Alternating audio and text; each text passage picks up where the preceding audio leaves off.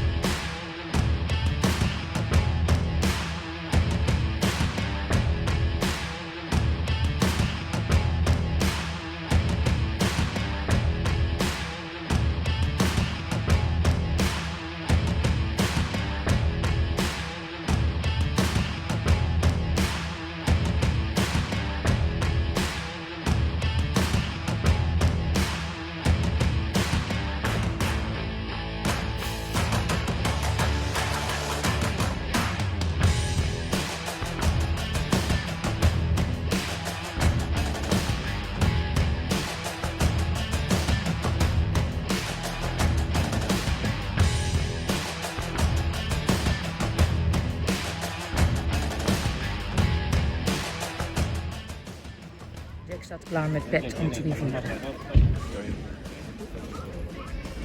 Wie? Het hier!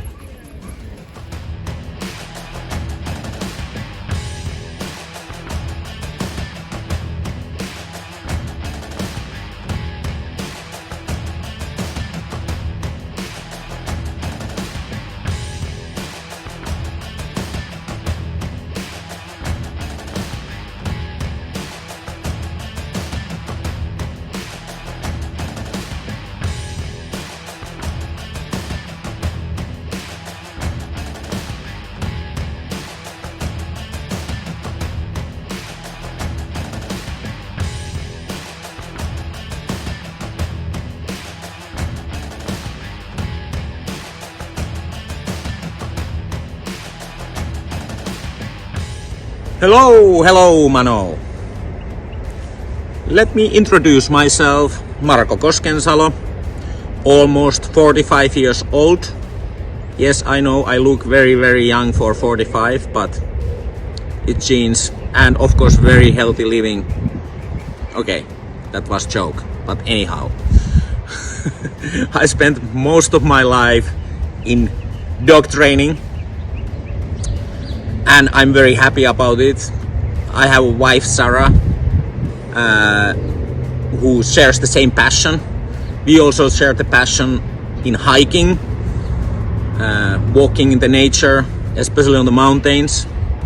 And I do a little bit boxing, try to keep myself in the shape, even at least a little bit in the shape here and there.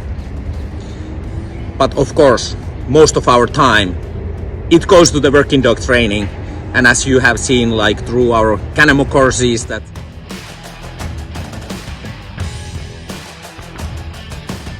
we do that mainly together. And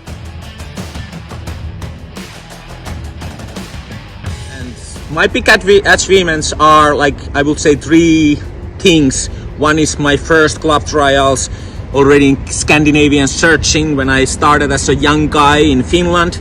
Those first club trials, they were really important for my development, and also the people around me in that time who supported me. That was the great start, and that was very important for me, that I actually find myself still in this sport. And then after that, of course, I have had chance to be in Finland successful in the national events.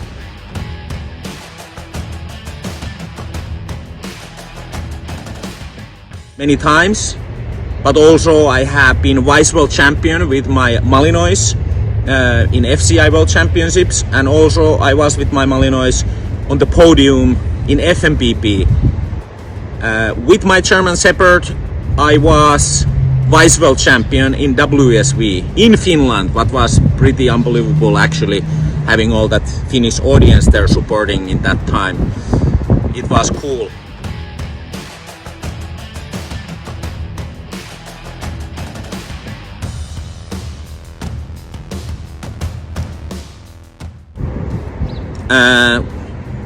My current dog, he won United States Nationals for all breeds and also Malinois Nationals here recently. And this is my new home country, is United States. So continuing sport over here. Still not, of course, forgetting any of the European friends. They're Northern Europe in Finland, that's where my home country is.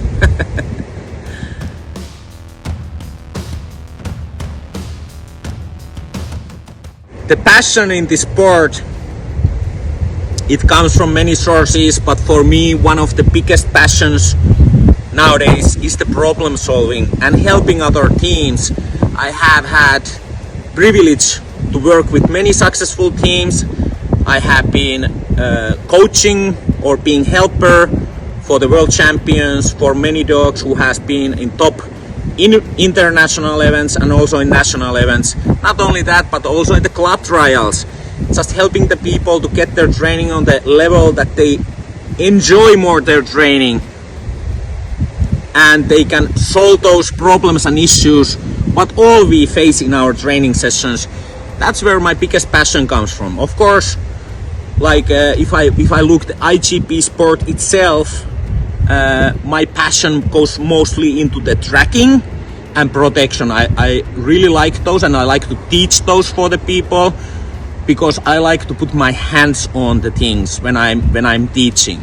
And in tracking, it's easier to show, for me to show by example in tracking with the handler's dog than sometimes in obedience, because the relationship is so important part of the obedience.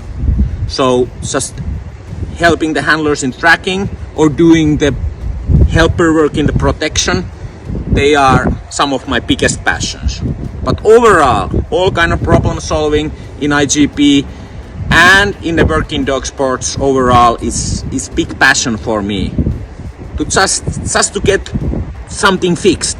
And I'm competitive about it too, you know. It would be hypocrite to say like, oh, it's just helping people and like this. Like sometimes I work with the dogs that maybe somebody else or nobody else around the area hasn't been able to fix some issues.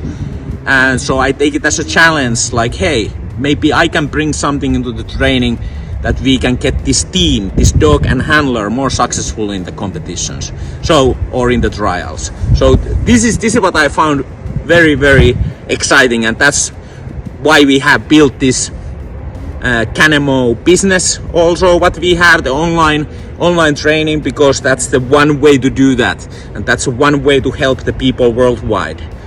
And past I used to always travel everywhere, and I had chance to see lots of successful teams all over the Europe and all over the world, and I have cooperated with many people long periods of times, not only one seminar and after that, okay, I fix all your problems. Oh, actually I like it more when I'm working with the same team a little longer time and we really see where we are going. And there will be always ups and downs. That's just a fact in the dog training. As everybody who has been in the dog training world a little longer knows that there always is a little bit ups and downs. But that's where my passion comes from. From that, it challenges me all the time. The dog challenges me. Sometimes it's hard to figure out what challenges me all the time. The dog challenges me. Sometimes it's hard to figure out what they have learned in the past. There's so many different histories when we are talking about dog and handler in their training. So just problem solving, it never gets old. It's never similar. That's where the passion comes from me. What I will say for the young people in this sport, the first and the most important thing is you need to love working dogs. Like, they are not always the easiest dogs to be around, and depending on the dog, of course, but you need to like that power, that dominance what the working dog shows, and when you have that in your heart, you will enjoy this sport a lot. At the end of the day, people are big part and are very important part in this sport, of course.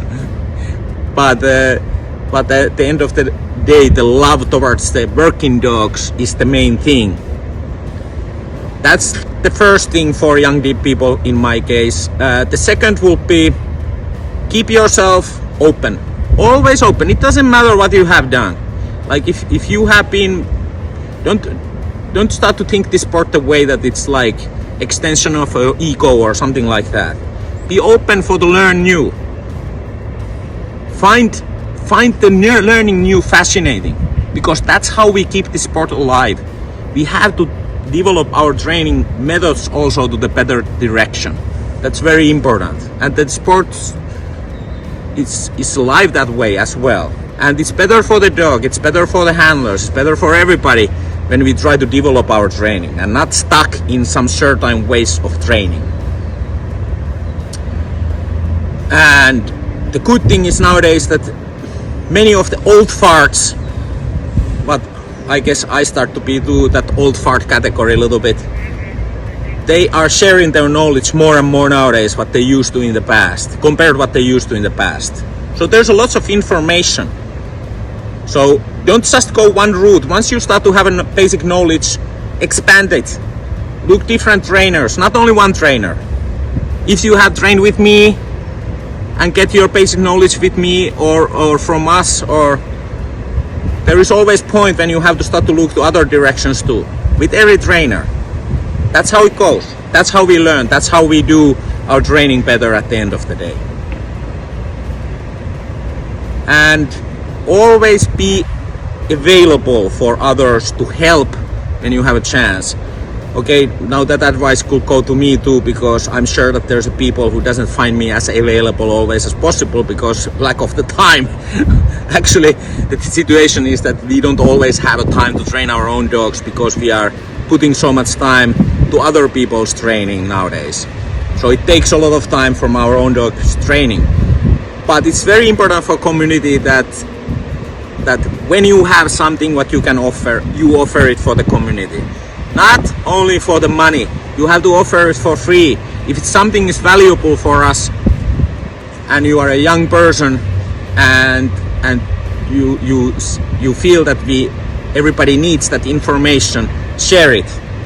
share the information. That's how you make our community also healthier. Those are kind of the main things for me. What kind of advices I would give for the young people. Thank you, Mano. See you guys later.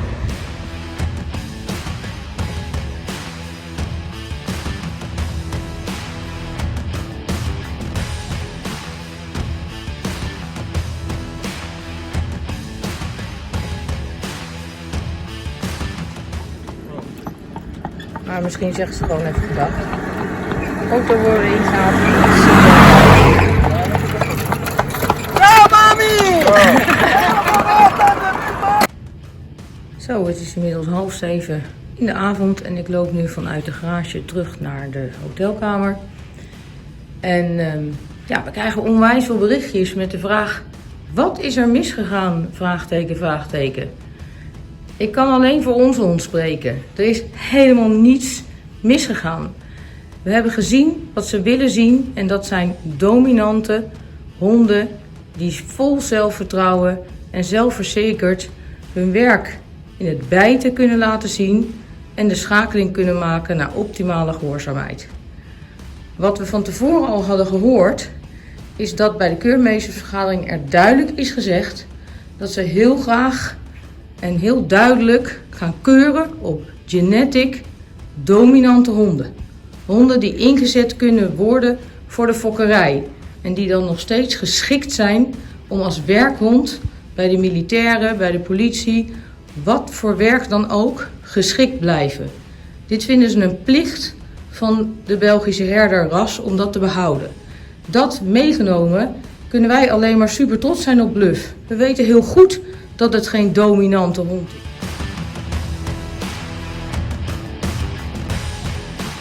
Dus ze heeft een uitmuntende beoordeling voor de rivieren behaald en een uitmuntende oordeling voor de ontwikkeling in rugtransport. En voor de rest waren alle bijtoefeningen een goed of een hoge goed of een lage goed. En dat maakt uiteindelijk een totaal van 84 punten. Wij kunnen niet meer dan super trots zijn op Bluff. Op onszelf, op onze helpers, Fabian op de club, Fips en Romy in Duitsland. Dus misschien is dat nog even een korte uitleg voor al de mensen die thuis zitten te kijken naar de punten.